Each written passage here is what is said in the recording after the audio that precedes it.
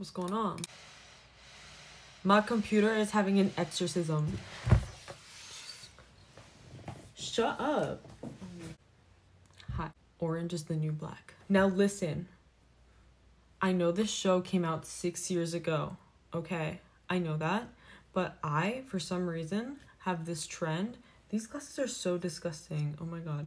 Anyway, I have a trend where I watch shows that are years old that got so popular, but then I watch them like years later and then get the hype. So like right now the hype is about Euphoria and Bridgerton, right? Long story short, I am here to give my opinions on characters that I have been introduced to so far on Orange is the New Black. Okay, and I apologize, this is not the content that you subscribed for. My favorite character right now, I'm in season 4, beginning of season 4.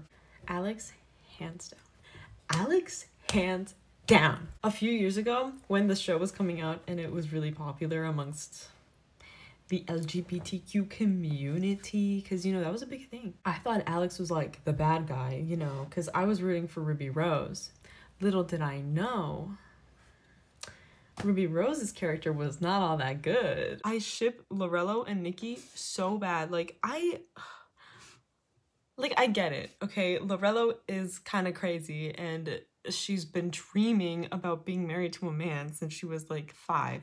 But I don't understand why it had to end and why she won't fight for her girl back. Like, I hate Piper. I hate Piper. I hate her so much. In the beginning, it was like, oh, you're growing. You're getting better at this whole prison thing. You're learning how to survive in prison.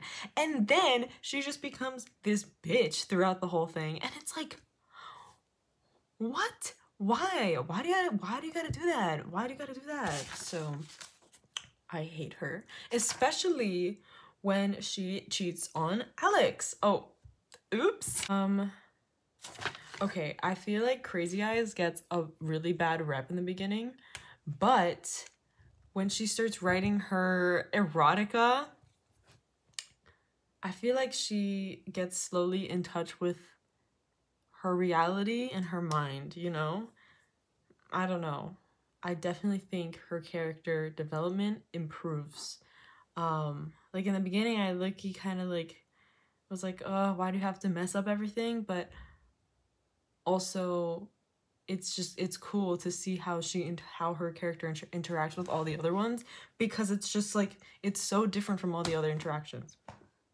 Let's talk about Red. Okay, let's talk about Red. I love this character so much. She's just so badass. It just doesn't even compare to anybody. She owns the badass bitches column, and the emotional bonding column, because, you know, with like all the other friendships that happen in this show, it's not really like based on, actually, okay, some of them are based on trust and love, but she's like really about that, you know, even with people that she doesn't really know. Like, it always starts with an emotional connection, which I thought was nice. I thought that was kind of cool. I don't really like her relationship with Healy though, but I definitely think it was needed in order to make it interesting. Because if she just like kept doing things, like kept, you know, working in the kitchen and just like doing like small drama with other people and things like that, like that'd be fun too. But I think because she has this thing with Healy, it's like, it makes her more interesting. Yeah, to be honest, I don't really know what's gonna happen. I doubt anything will happen, but yeah. I really appreciate, what's her name, Duggett? Tiffany? I really appreciate her character development, her character change. She became one of the better characters throughout this because of that, and I think that's so cool. And I really think that it was cool how, it's just crazy how she went from being a, what was it? What was she? She was like a Christian cult leader or something, right? And she justified killing a woman for God or something. I don't really remember because sometimes I skip through the flashbacks because I'm yeah. But anyway, yeah, so she goes from being this like Christian cult leader to hanging out with a lesbian who she hated before.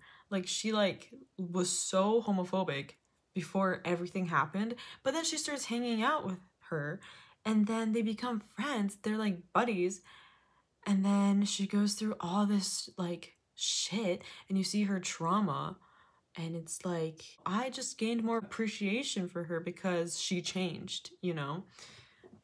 Which I guess Healy had something to do with it, but also it was just really cool to see that she was able to blossom and have that kind of character development. I really appreciate some good ass character development, you know, compared to these other bitches.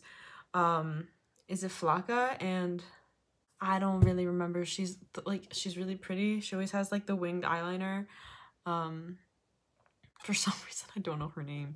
Anyway, yeah, the two of them, I feel like their comments are so, uh, their comments are so surface level and like their actions are so surface level that it's like so hard to emotionally get involved with them, you know. And I know like maybe from where I am like in the season that I still don't really get that many flashbacks on both of their lives yet, so maybe it's not really meant to connect with them yet.